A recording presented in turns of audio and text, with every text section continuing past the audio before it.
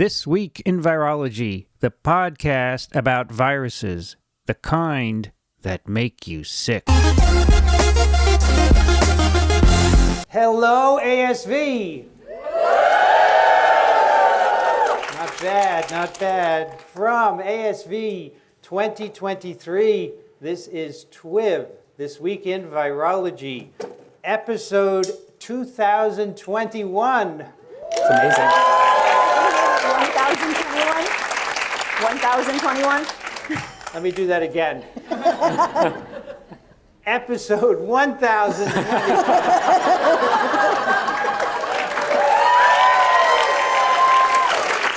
Oh my God. Recorded on June 27th, 2023. We're not going to get to 2000 for many years. That's going to be a while. Yeah, maybe I won't be around. You'll have to carry on without me. I am Vincent Racaniello, and you're listening to the podcast all about viruses. Today, we are in Athens, Georgia, at the annual meeting of the American Society for Virology. And joining me on my right, Brianne Barker. Hello. And all the way to my right, Kathy Spindler. Hi, everybody.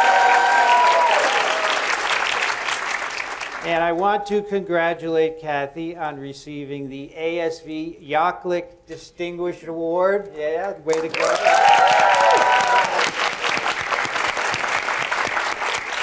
So that's 2 years in a row for TWiV. To get that. Vincent got it last year. I got it last year. Pretty cool. So Yeah. good job. The full name there. is the Wolfgang and Patricia Yaklik Distinguished Service Award. And the medal is at the incubator in New York City, so you're all welcome to visit. That's our recording studio. It's right near Penn Station, 7th Avenue. Just shoot me an email you want to visit. I'll show you the medal, and I'll show you... What's that? What did they say wrong? No, you didn't say anything wrong. You have to fact check me for that. I will fact check you. You said nothing wrong. You can see the Yaklik medal and the Ernst medal that I got last year, which purportedly is solid gold. So I'll have to watch when you leave. All right, our guest today is from the Fred Hutch Cancer Center in Seattle, Washington. Please welcome Trevor Bedford.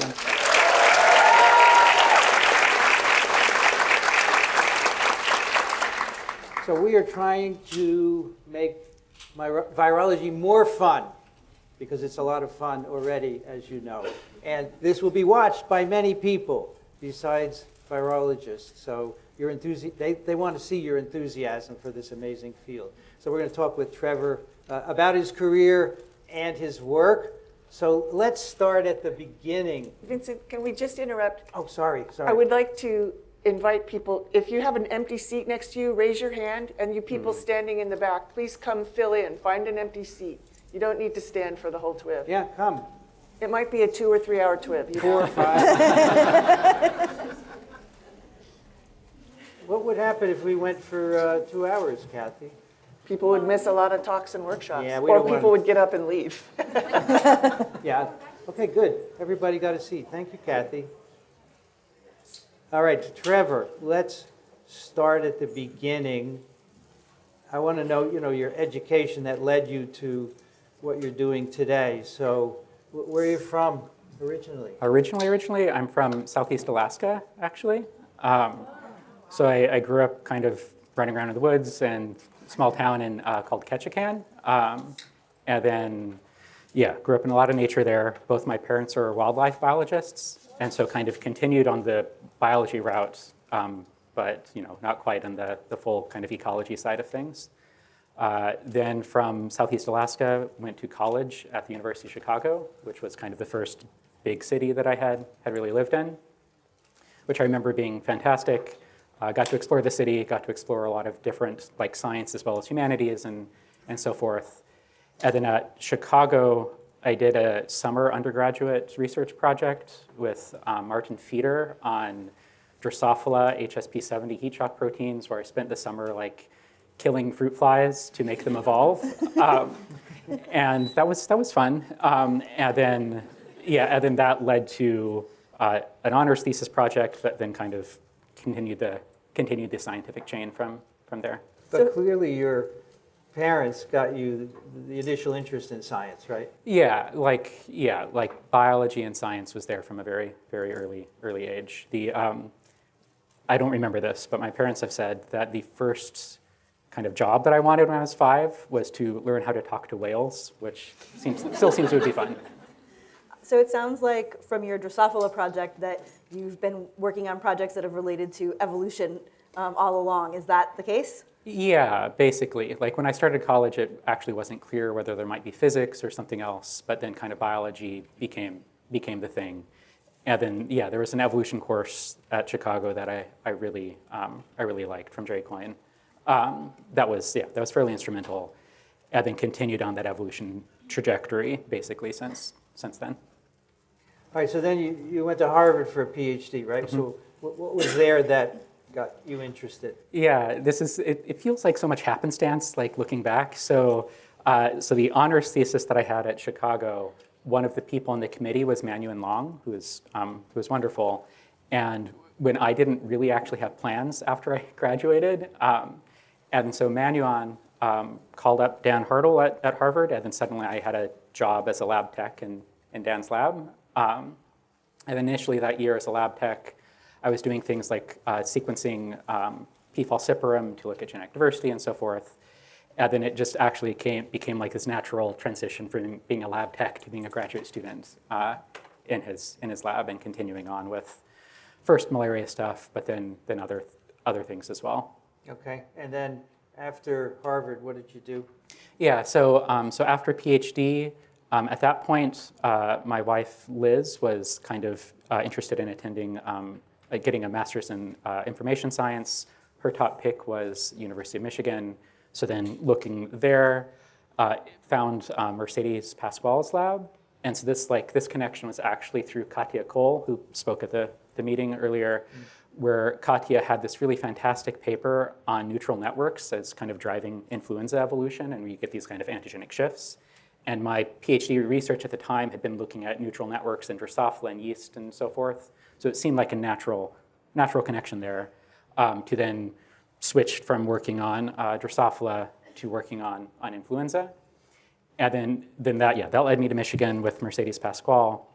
And kind of originally, I really had the impression that I'd be still publishing in journals like SMB and Evolution and so forth, and kind of using these fantastic time series of sequences from flu to speak to the evolution audience. But then it kind of shifted over time, where like taking an evolutionary approach to kind of more epidemiological or virological questions, kind of, it seemed like the public health people, the epidemiologists, were more interested than the evolution people, who like really seemed to want things to be like Drosophila or mice or something rather than influenza. So along the way, you're acquiring computational skills, is that right, to do all this? Yeah, so that happened where actually for PhD I started at the bench, and then over the course of PhD, the like experiments failed in various ways, and the like bioinformatic kind of Perl scripting, but kind of computational projects led to papers. Mm-hmm. And then Mercedes' lab was a purely computational lab. And then after that, at the University of Edinburgh with Andrew Rambeau, also a purely computational lab. And I think if either of those had there could have been a thread of experimental work, but it kind of, the computational side ended up sticking much more than the experimental side. How did you learn some of those computational skills? Did you have to pick them up yourself, or were there resources that were helpful? I think that this is like this classic thing that I think is easier now, but I think it's continually challenging, where there was some computational stuff in Dan's lab, but like it's like learning bioinformatics as the kind of person in the lab that's mostly working at the bench is quite difficult. So I had like some like web design courses in college and so forth, and I kind of liked that side of things. So it was basically like learning as I went, and really didn't kind of get really really kind of much more of an expert at things like phylogenetics and BEAST and all of these like more advanced computational kind of work until working with Mercedes in Michigan, basically because I kind of had to at that point, and before it was like getting by with scripting. What was the stint in Edinburgh? Was that another postdoc? It was a fellowship thing, but effectively a postdoc, Mary Curie Fellow, and that was a two-year stint there, and then from 2011 to 2013, and then starting at the Fred Hutch in 2013 as a assistant professor. So if someone asks you what you are, what would you say? I never have a good answer here. This comes up like with the media kind of interviews, and it's like sometimes computational biologist, sometimes evolutionary biologist, sometimes genomic epidemiologist, something in there. Right. I do feel like that I can't call myself a virologist. That I don't know enough of kind of the molecular side of things to But make that claim. interesting, you didn't call yourself a computational biologist, right? Yes. Evolutionary biologist. Yes. So, you said there was no direct path that you took. So if you were giving someone advice who wants to be Trevor Bedford, Yeah. which by the name is a great name. Oh dear. Right? Trevor Bedford, 2 syllables each. It really is beautiful. And, if you were giving them advice, what would you tell them? It depends on what career stage, I guess. For like this like kind of postdoc, late graduate student stage, it's like very much like find your niche, find your thing that you can kind of excel in. I do remember advice actually from E.O. Wilson back when I was a PhD student, where he phrased it as there's like, you can think of a kind of a line of things, and you want to pick a system and kind of go deep in it, and pick a technique and go deep as well, and kind of combine those two things, which fit well for me. And so that's basically, for a long time, it was phylogenetics as the kind of skill set, and influenza virus as the system. And that's also the advice that I'd often kind of give to PhD students at this point, or postdocs. All right, we thought we'd have you do a, what is it called, a flash A talk? flash talk. So for the people who are not here at ASV, some people have been giving what are called flash talks, where they're allowed to use 1 or 2 slides and 3 minutes, and there are no questions afterwards. So it's effectively like an elevator pitch. And then they say, and then if you want to hear more, come to my poster. So we told Trevor that we would have him do a flash talk of his plenary session talk, which was a half-hour talk. So for those of you who maybe even didn't get here yet by the time he gave his talk, because you were the first. Happily for all of us, that talk has already happened, and Right. it was wonderful, but he cannot tell you at the end if you'd like to hear more. Come to Well, you could say, keep listening, because we're going to explore some more, right? Right, So, but, and yours was the first plenary session talk. Yeah, the So very first think talk. back to Yeah. Sunday morning. all right, so let's time it. Oh dear. Okay, go. Go ahead, go. Okay, so I think the big thesis was basically that if we look at SARS-CoV-2 evolution, it's still happening. I think that's been a little confused, at least in the kind of broader layperson sort of sphere, by calling everything Omicron, and we just say it's Omicron, when like effectively the amount of evolution, even going from ancestral Wuhan-like virus to Alpha in early 2021, that was a 40% bump a 30% bump in the number of secondary infections that one infection causes, because that was a more transmissible virus. And we were all very concerned about that Alpha variant of concern. And however, if we look at going from the first Omicron of BA1 to the next Omicron of BA2, that was a 40% jump in transmissibility. And we didn't bother to call it a new thing, and we didn't kind of appreciate it enough in terms of what that has done. And I think part of the reason that's been difficult, or maybe underappreciated, is there has been a really good thing that now infections in this day and age, because of prior immunity, have maybe a tenfold drop in infection to fatality ratio. So going from about 1 in 200 that it was early in the pandemic to about 1 in 2,000 today. So having BA2 be 40% more transmissible and drive a large wave of infections, just like Alpha drove a large drove a large wave of infections, is maybe not as like bad in terms of the actual repercussions, in terms of mortality, but it's still a big evolutionary jump for the virus. And so the talk was really looking at this period of evolution that we've had since Omicron, so BA1, BA2, BA5, BQ1, XBB, XBB.1.5, all of this evolution that we've had to really kind of try to understand it. And what we see is something that's evolving just as fast as it was in 2021, evolving about 2.5 times faster than influenza H3N2, which we need to update our vaccines to every year or year or two, and is not really showing signs of slowing down.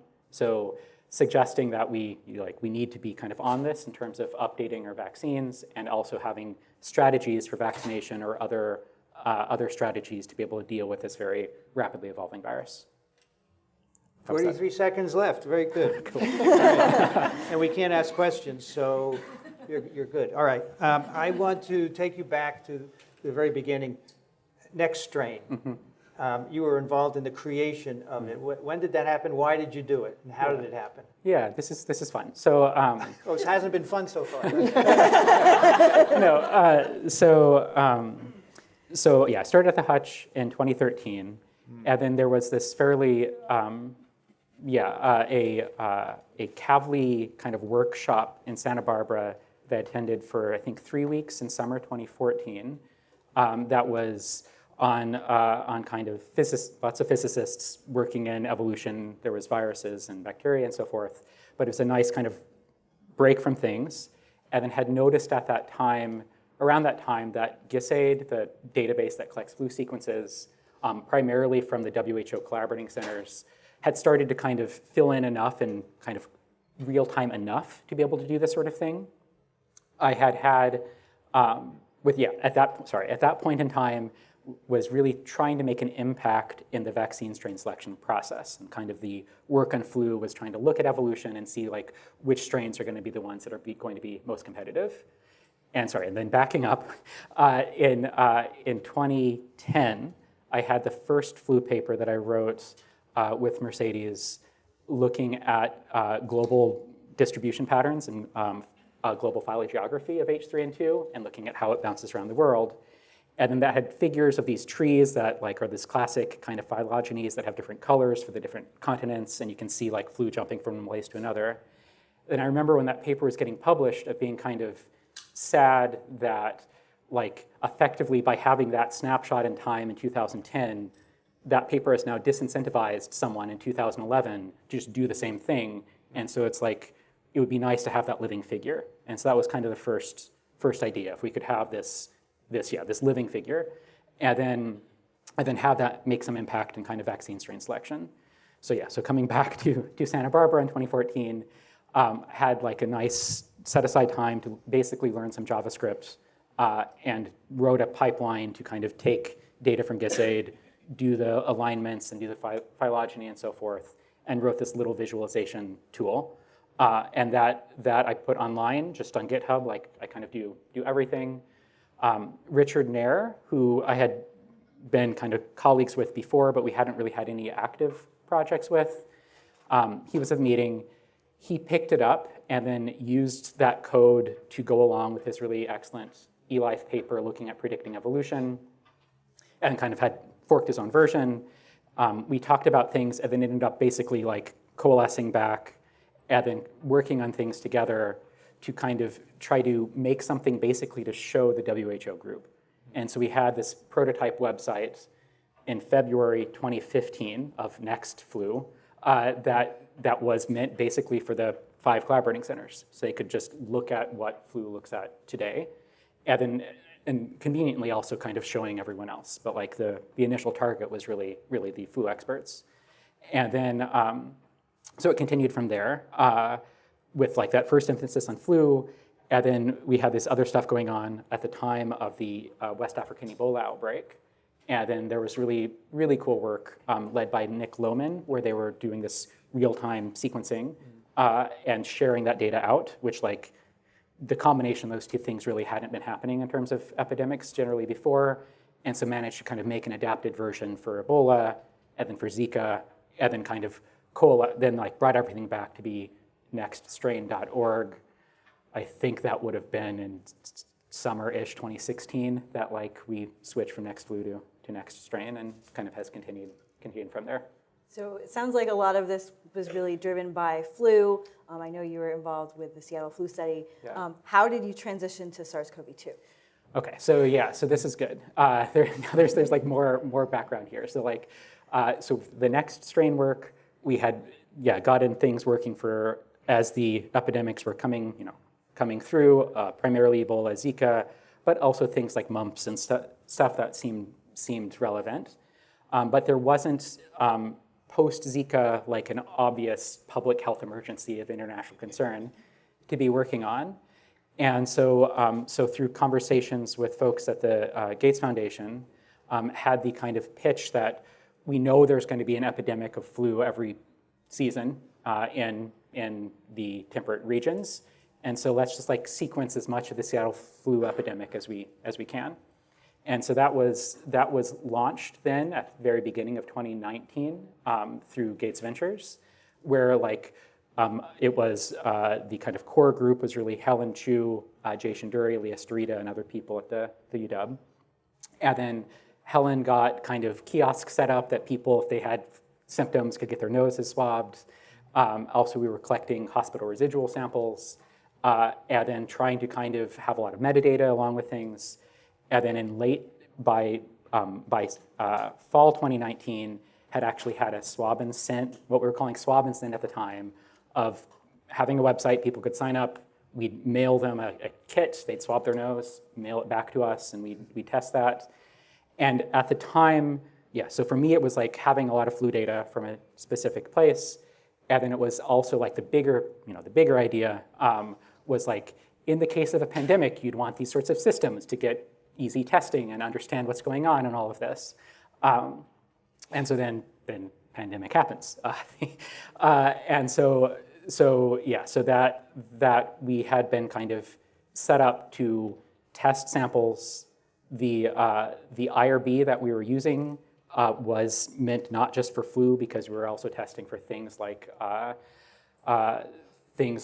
seasonal coronaviruses and so forth. And so the IRB said, we'll test for germs, which should include SARS-CoV-2. So then they were well positioned to, in February 2020, start testing samples for SARS-CoV-2. So is it a coincidence that the first U.S. case was in Seattle and you were in Seattle? So this felt like really weird and terrible, where like it felt too much to be at the center of things in February 2020, between the work on Nextstrain and kind of the genomic tracking, the Seattle flu study work, and the fact that like Seattle happened to be one of very, very early places in the US with some of the first outbreaks. And it was just this weird cosmic coincidence that things seemed to line up. So you continued to collect samples, and then these became more and more SARS-CoV-2 positive, correct? Yeah, so that there's like the specific story there is that I freak out around January 20th. Like there's like quotes with Helen Branswell that there'll be a pandemic and so forth. And so then maybe by a week later, other people are freaking out enough. Leah Starita very quickly has an in-house assay that wasn't relying on the CDC assay. And then we spend, with help from people like Jeff Duchin and so forth, the first half of February just trying to be able to test samples. And it's being like impossible. From the FDA that we're not CLIA certified, this is not okay, but we have these samples on hand. And the CDC saying that we don't have the proper IRB.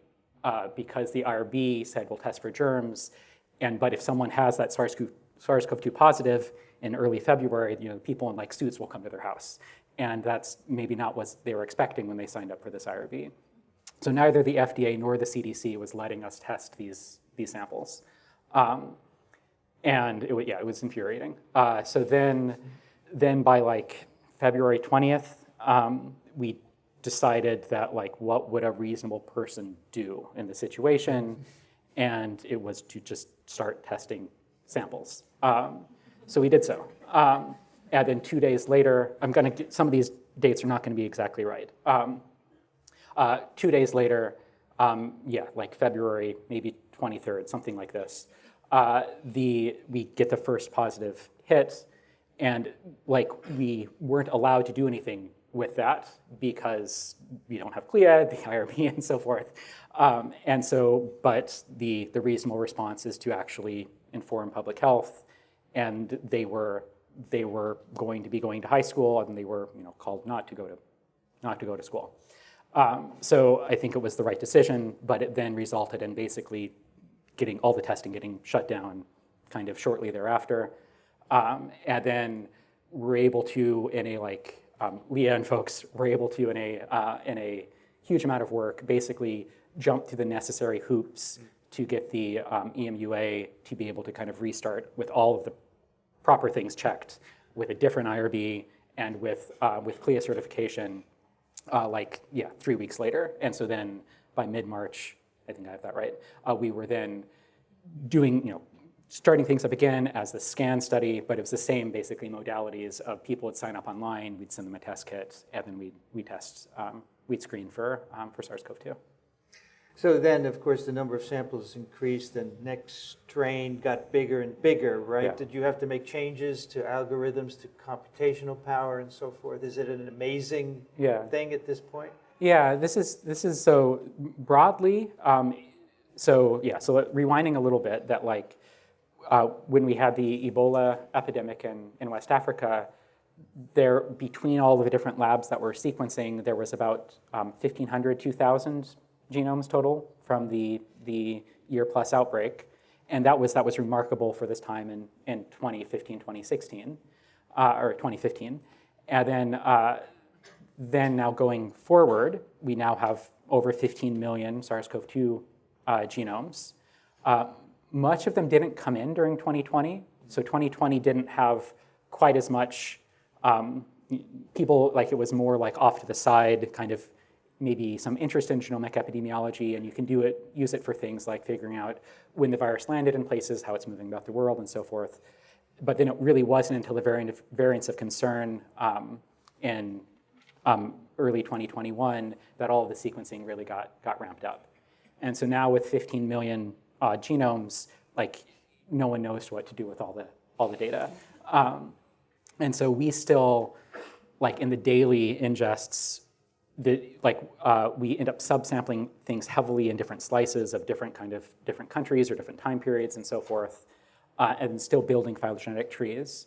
But then what a lot of what we're doing, and maybe the more R&D side, and what a number of other groups are doing, is trying to figure out ways to use all of this genomic data that's maybe not so based in phylogenetics. And you can kind of make inferences about things that you want to know that don't require building a tree of 15 million things. And so some of this then was in the talk on Sunday of doing if you can categorize things into pango lineages, which was an excellent idea, an excellent initiative, then you can not worry about all the details. Instead, you can kind of count the number of pango lineage XBB.1.5 through time in different regions, and you can do a lot of things that don't require kind of all the same level of granular detail that you might need from looking at the raw sequences themselves. Where does the computing occur? Is it in one location or? So for what we have on the Nextstrain side is basically everything runs off of AWS, Amazon kind of cloud stuff. And so each day, there's a job that goes and pulls in new sequences from GISAID, looks to see or pulls data from GISAID, looks to see if there's new sequences.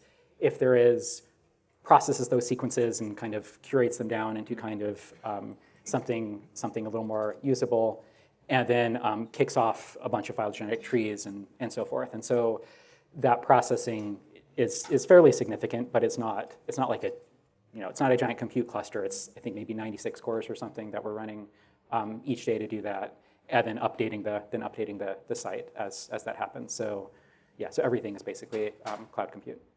So if someone were to go to the site, perhaps a non-scientist, they would see some of the trees and some of the pango lineages information, things like that. What do you think that they should take from the information that they're seeing? Yes. So this, So early on, it was like trying to figure out about geography was the like, and this is like often was like kind of more like emerging epidemics, things like Ebola, things like Zika, and you're just trying to understand what's going on. This was super useful at the beginning when case-based surveillance was so poor, like testing really didn't exist very well, as we all remember. And so you could do things with the genomic epidemiology to understand, yes, we think SARS-CoV-2 arrived and took off in Seattle at the beginning of February 2020, even though we don't have much surveillance data at all from that time. And so there's this period in spring 2020, we could really understand kind of when community transmission sparked in different places in the world of the places that got kind of sequencing up and running. You don't need that many sequences to do that. And now more recently, it's been much more about, this evolution. There's a new pango lineage that's taking off. It gets a new color on the tree, and you can kind of see that like we've gone from like orange to red, and then the red XBB.1.5 virus is showing up in these different regions of the world.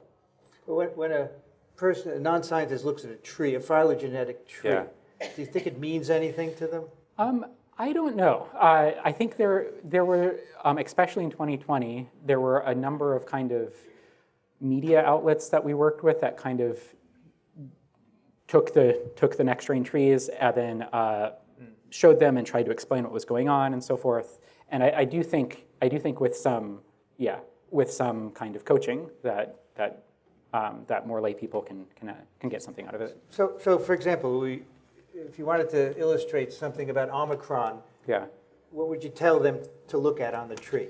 Yeah, so that's really like if you look earlier on, you can see kind of every variant comes from the one before, and you get kind of these clades for the technical term, but these kind of branches that come from other branches. But then you get this, for Omicron, this kind of thing that's like off in left field, that has this very long branch coming back to early 2020. And so you can kind of have a pretty clear idea that, this was not kind of the normal day-to-day evolution that we were seeing with other variants of SARS-CoV-2. So in your talk, you said that the SARS-CoV-2 dynamics are very different from influenza virus. So how do you make that statement, and what does it mean? Yeah, so with flu, especially with influenza H3 and 2, which is the flu virus that we spend the most time working on because it's the fastest evolving and it's the thing that needs the most vaccine updates. So it's the kind of the trickiest of the now 3 circulating lineages. The global social distancing, et cetera, seems to have killed off B. Yamagata, which is pretty great. So now these 3 flu viruses in H3 and 2, historically, if you look in the world at this moment, there'll be some particular person in the world that is infected by influenza H3 and 2, that in 3 years' time, all flu viruses, all H3 and 2 will come from that single infection. And so that had been, like, I'd always use that fact in my talks, and it does still seem remarkable that you have that degree of evolution, that there's this single virus that will take over the world in 3 years' time. However, now if we look at SARS-CoV-2, it's more like there's someone in the world today that's sick with some XBB.something.something that in 4 months' time, 5 months' time, every SARS-CoV-2 virus in the world will descend from that person's infection. And that infection has some new mutations to it that other infections did not, that is causing it to outcompete and be able to infect people that have prior immunity to BA.5 and all of the other kind of previous Omicron variants. All right, but there are lots of other viruses out there that we actually don't sample much. Yes. And could they have similar behaviors and we just don't know? I don't think so. So Katie Kistler in the lab just did this, what we're calling this Atlas project, where she gathered data that was available across a number of endemic pathogens, and then did similar analyses to look at rates of adaptive evolution. And there, you don't need that many samples to do this well. The main thing you need is like some decent time frame. And if you just look at the pace of adaptive evolution, comparing flu, like of things that aren't SARS-CoV-2, as we might expect, influenza H3 and 2 comes out at the top of things. But we do have a number of things that are evolving in a kind of flu B-like scenario of moderately fast evolution of seasonal coronaviruses, RSV, and so forth. But then if we do that comparison with SARS-CoV-2, yeah, it comes out, again, significantly faster than H3N2. And this is basically just like doing a simple like dots on a line, sort of the amount of evolution versus time. It's like, it shouldn't be a sampling issue. And you see this much faster accumulation of mutations in the relevant protein in SARS-CoV-2. Do you think that that's due to this population still being somewhat naive or more naive than we are to the more endemic viruses? Or is that a virus-specific thing? Yeah, so I think that, so there was first an open question of how much of that first batch of really impressive evolution, say going from ancestral-like viruses to alpha viruses and delta. So alpha was about a 30% bump in transmissibility. Delta was about 100%, maybe 120% bump in transmissibility compared to ancestral. That like, we believe that is a new virus that hasn't been in humans before adapting to humans. And so that kind of first adaptation to a new host like should level off, and we should expect that to do so. And that seems to have been the case. And now most of the evolution that we're seeing is now to escape from immunity. However, this is like a cat and mouse game or something where like as immunity builds up to this variant, it creates pressure on that variant to then evolve to the next thing, and then immunity catches up to this. And so you could maybe expect that like immunity to broaden over time as kind of different epitopes are exposed and so forth. And that may well occur, but so far we don't have evidence of this. That kind of the rate of evolution that we're seeing today for SARS-CoV-2 seems to be on track with kind of what it's been in this whole post-Omicron period. So when you talk about increases in transmissibility, as you know, there's a viral component, but there's also how people behave. Yes. And that's not reflected in the genome sequence. And I remember when alpha began to circulate in the UK, it was just at the time that they came out of lockdown. Yeah. So how do you measure that contribution? Yeah, so in looking at all the variants, the ways that we've really been working, especially the ways that we had been working with things, is you can do things like two major fashions. So one is you look at frequencies. So you see how quickly does alpha go from 1% in the population to 5% to 50%, et cetera. And you can basically plot a line there and see how quickly does it displace. And that doesn't depend upon social distancing and all of these things. It's going to be like, of secondary infections, how many more secondary infections does alpha cause? It doesn't matter if it's 1.3 secondary infections or 0.9 secondary infections or whatever it is. It's a relative to ancestral. And so you can get a relative fitness increase in a very kind of clear fashion by looking at frequencies. But that doesn't tell you about the kind of absolute number of secondary infections.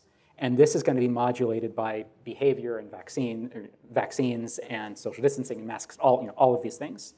And so back when we actually had really good case reporting in 2021, we're able to basically look at cases through time and also look at the proportion of different variants through time and then get the variant-specific RT, the number of secondary cases.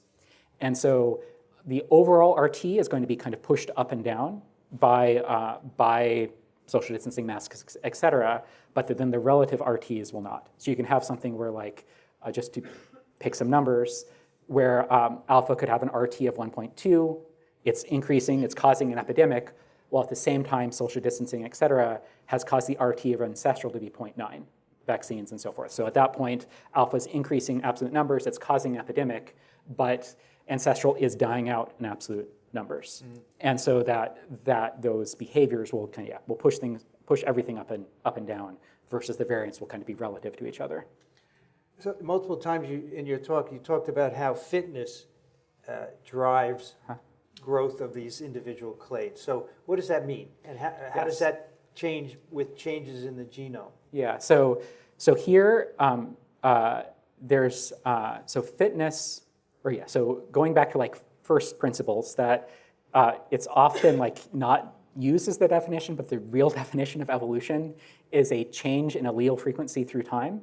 And so just having the alpha virus, we're going to keep using that example, change in frequency compared to ancestral virus is evolution. You don't need new mutations for this.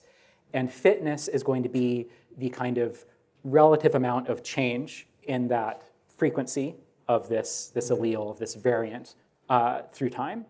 And so by definition, a highly fit virus is going to be increasing in frequency, and a poorly fit virus is going to be decreasing in frequency.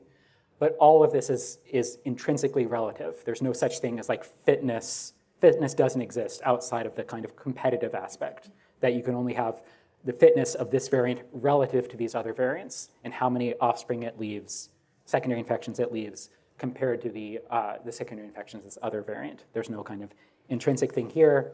And then mutations to the genome will drive differences in fitness due to things like transmissibility and immune escape. So would you say that when you talk about fitness, you're talking about fitness in this situation or in this context? It's always relative. It's not just like fitness. Yes. Yeah. And so like you could have a situation where we could have all the situation right now. Yeah. Let's continue with ancestral versus alpha, where or let's go with ancestral versus, let's go with Delta versus Omicron. This is a good example.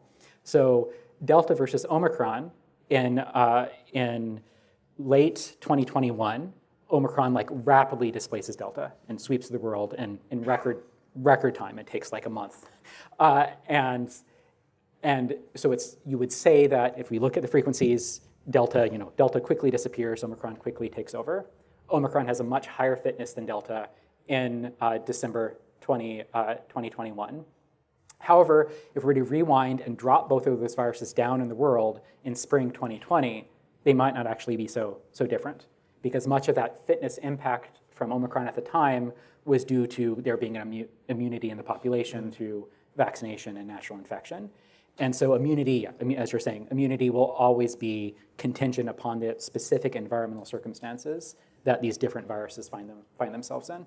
And you emphasized that as spike 1 changes drive fitness, but there are other changes in the genome that could also be driving it as well, Yes, right? definitely. And to do that, we have to do experiments, right? Yes. Which are flawed because we can't do them in people. Yeah. So like, this is a good point. So that these frequencies and everything I'm talking about, they'll give you a good hint where you can kind of see that this pango lineage or Omicron or whatever it is, it's increasing in frequency. Very often, that lineage will have like a particular mutation S1, but it might have other mutations elsewhere in the genome. And it's not going to be completely necessarily obvious just from the frequencies of genomic data that it's this mutation that's driving the fitness change. And so having things like looking at neutralization assays or other kind of experimental work is often necessary to make that actual link that, yes, it's this mutation that was actually driving things. So do you think it was actually useful for the press to announce each variant and really scare people when there was little that could be done, and often the pronouncements weren't really accurate? So, because you guys analyze the data that pinpoint the variant. So what are your thoughts on that? Like broadly, my cynical take here is that like the maybe slightly heretical take here, that the public health community was overly concerned, or was like overly concerned with people being the right amount of worried. And we don't want people too worried because they're going to freak out, but we want them worried enough that they're like staying home and wearing masks and all of this, rather than just trying to stick with actually what we know from the science. And so the initial variants of concern, especially, were a really unusual or an unprecedented situation, and I think that's what caused a lot of maybe the confusion. Where if we look at like Ebola in West Africa, or like all of these Zika, all of these like epidemics that we know about, or emerging viruses, having a few mutations make something 30% more transmissible or 100% more transmissible is like not a thing. Like this is not something we had observed before. And so it made the priors something that's like difficult to like grapple with. Where if you have like the strong virological prior that like something's up here, it shouldn't be 30% more transmissible. And so then I think you have in like January 2021 differences of opinion between the like more kind of genomic epi people that are like immediately, we see this growth in frequency of alpha versus ancestral, it has to be 30% more transmissible. And the more kind of virological side of opinion, where you want the experiments to like actually know that. And so at that time, it created something that was kind of maybe difficult to parse the level of certainty that you should have that this is actually 30% transmissible. Yeah, depending, like if you're okay with believing frequency data, yes, we believe it's 30% more transmissible. But if you want kind of more kind of experimental proof, then like we have to wait and have that experimental proof. In fact, I think you said in your talk there's a disconnect, or maybe it was one of the other talks, there's a disconnect between epidemiological observations on transmissibility and what virologists want to know. Yes. Right? And we had many discussions on TWiV about this because it's hard to prove that in a virological sense. And I'm not sure people need to know all this, right? Yeah. They need to just know what to take care of themselves, to get vaccinated and so forth. And because we're in a pandemic, it got covered extensively. Yeah. So I want to come to it from a different way, because you said in your talk, you know, that all these things have happened since Omicron, and just now you sort of said all the letters and dots. I was impressed with that. But that we should already be up to, for instance, psi. Yes. So you think that, was there a conscious effort to not give new Greek names because of this public health concern, or did it just happen? Or I don't know behind the scenes kind of that decision making at the WHO. So it's going to be a WHO decision here, for whether it's just like you know, it's a lot of work to like constantly be announcing this and like having enough of a quick decisions to like call something as it's happening, versus kind of modulating things as the kind of pandemic progresses. I think that if we think of things maybe from that perspective, though, it's something where Delta wave causes a lot more deaths in the world than XBB.1.5, just because there's so much prior immunity. However, the evolution getting to XBB.1.5 is driving perhaps more cases, more infections than getting to Delta.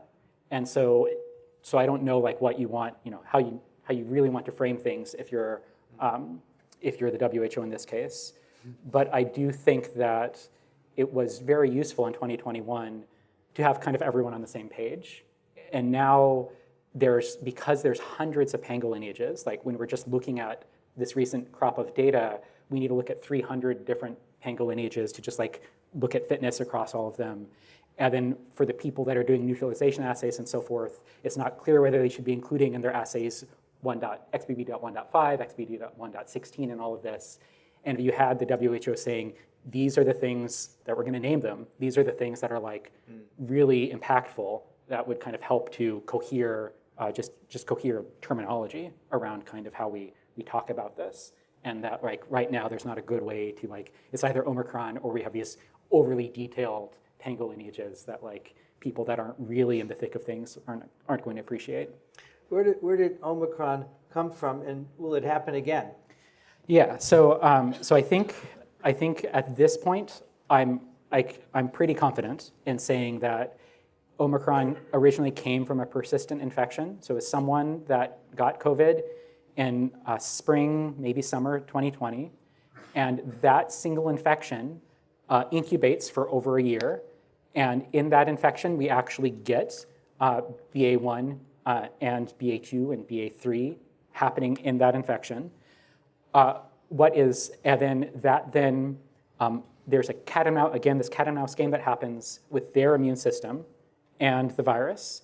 But you have these situations of these persistent infections where you're not able to clear them, and that creates this like really furnace or engine for evolution to like really speed things along. So if you look at Omicron, it has these 30 odd, I think I have that number right, changes in the S1 protein. And then at that time, Delta had like 8 or 10. So the host-to-host evolution's happening more slowly. You have this one infection that seems to be in Southern Africa that is incubating over the course of a year. It spills back over in October, I think I have that right, 2021, and then rapidly takes off from there. And then so evidence that it is this persistent infection comes from, we have a number of case studies of chronic infections where you see this pattern, where you see a lot of evolution and you accumulate a lot of S1 changes, you don't accumulate changes elsewhere in the genome. And so it fits this model. I think the biggest mystery that I have there is like, why weren't there kind of intermediate spillover events from this individual in that course of that year's time? And that's I don't know the answer to that. But now we can still find individuals that are infected with modern viruses that are persistently infected. They have this rapid evolution. You can do wastewater surveillance that finds these highly drifted viruses in wastewater kind of quite commonly, suggesting that these persistent infections are out there with all of this evolution. And so now it's kind of that same question of why aren't these things that we know exist, why aren't they sparking new kind of Omicron-like waves in the greater population? Maybe it has something to do with population immunity, right? Yeah, maybe. I think that generally, like, you should have, in that, like, if you have a persistent infection that started with BA1 or BA2 over a year ago, that persistent infection will go in a very interesting antigenic direction. Antigenically, I think that should be able to transmit in the population, but you can imagine that as that's becoming like adapted more towards GI tract infection or something like this, it just gets worse at actually transmitting, getting out of that person and back into kind of the population at large, something like this, but I don't have a really great explanation. So at the point where we are, there's less and less genomic surveillance. Do we still need it? Yes, definitely. And so like, I'm not going to get these numbers exactly right, but I think I'll get them approximately right. The main number that I look at here for whether we kind of have eyes on things is if we look in the last 30 days, how many genomes do we have to look at? And so that's a function of both volume of sequencing, but also timeliness. That like, it doesn't really help us for genomic surveillance if there's a lot of sequencing, but it's submitting viruses that were collected a year ago because it's not, no longer the current situation. Back a year ago, in mid-2022, I think the US had 30,000 viruses to look at in the past 30 days, and now we have about 1,000 in the last 30 days. And the US is actually one of the places that is still doing quite well. And so things have dropped dramatically in terms of the sequencing. But on the other hand, like, that's still 1,000 viruses in the last 30 days compared to like, even at the peak of the flu season, it's like we're talking hundreds rather than 1,000. So like compared to flu surveillance, it's really good and also like much more globally distributed in a way that we never had things for flu. And so I don't think things are like disastrous at this point, but it can't continue to drop at the rates that it is, and if we want to actually be able to understand what's happening.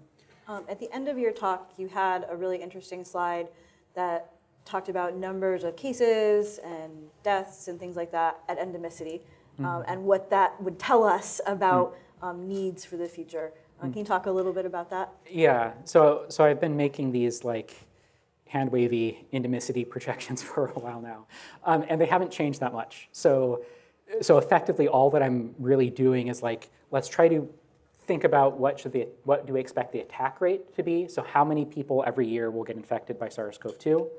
And then also what, per infection, what is the risk of mortality? So this isn't getting at things like long COVID and so forth. It's just trying to get at deaths, which is like the easier thing to understand. And there, the main data point, the main recent data point that we have for attack rate, I mentioned this in the talk, is there was this really fantastic UK survey run by the Office of National Statistics called the just infection survey, where they mailed swabs to random individuals. They swabbed their nose regardless of symptom status, and send it back. And then using that, and they were finding constantly people with SARS-CoV-2 in their nose that often were asymptomatic, sometimes had symptoms and so forth. But if you use that data from March 2022 to March 2023, 110% of England got infected by COVID. Some people 0, some people 1, some people twice. That seemed to be declining a bit over the course of 2022 into 2023, but not declining that much. And that if you look at, and then the infection survey ends in March 2023. And so we no longer have there's no ground truth anymore for what attack rate is. There might be some kind of seroepi studies that happen as we go forward, but it's going to be harder to guess at that.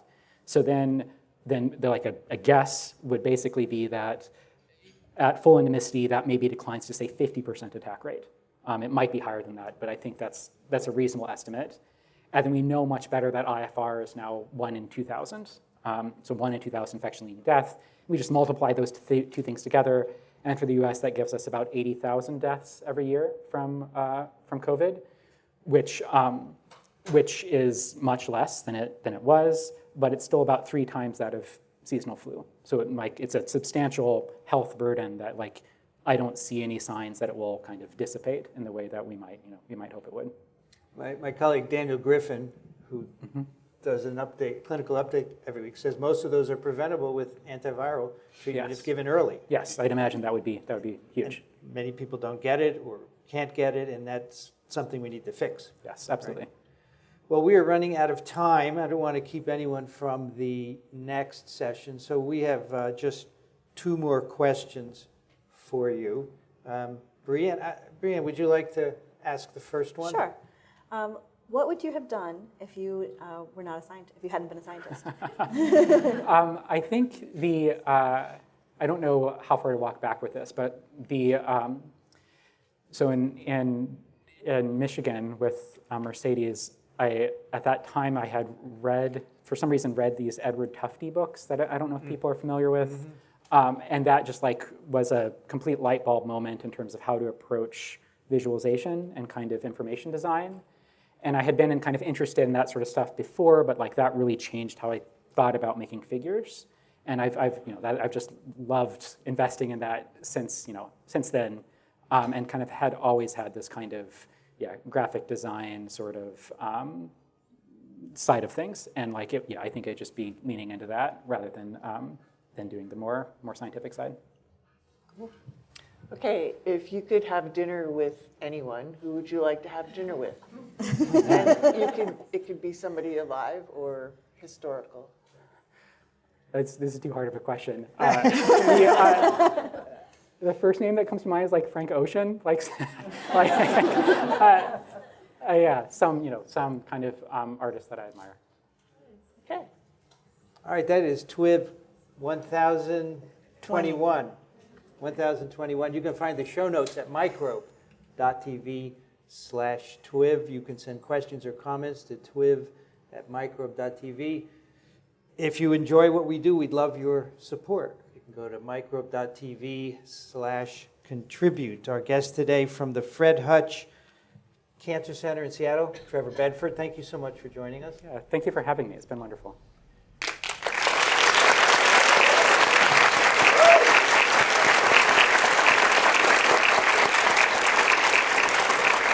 Kathy Spindler is at the University of Michigan in Ann Arbor. Thank you, Kathy. Thank you.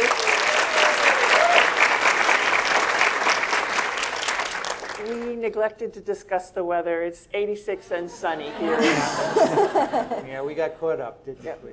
Brianne Barker's at Drew University, BioProf Barker on Twitter. Thank you, Brianne. Thanks, I learned a lot. I'm Vincent Racaniello. You can find me at virology.ws and many other places online, including Instagram, where I've taken lots of pictures with you guys. They're all there, PROFVRR on Instagram. I want to thank the American Society for Virology, University of Georgia, and our local host, Mark Tompkins, for allowing us to have TWiV here. I also want to thank ASV and ASM for their support of TWiV, Ronald Jenkins for the music, and Jolene for the timestamps. I'm going to see you next year in Columbus, Ohio.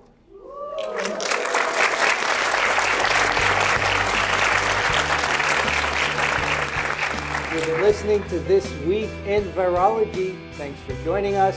We'll be back next week. Another TWiV is viral. Thank you.